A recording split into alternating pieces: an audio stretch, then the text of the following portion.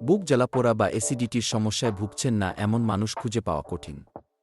কিন্তু কখনো ভেবেছেন এই অস্বস্তিকর জ্বালাপোড়া আসলে কেন হয়? সহজ কথায়, আমাদের পাকস্থলিতে খাবার হজম করার জন্য এক ধরনের শক্তিশালী অ্যাসিড থাকে।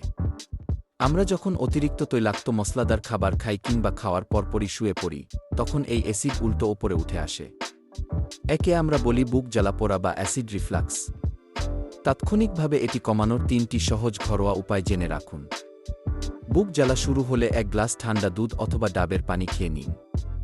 ভরা পেটে কখনো চিত হয়ে বা ডান কাতে শোবেন না, সবসময় বাঁ দিকে কাত হয়ে ঘুমানোর অভ্যাস করুন।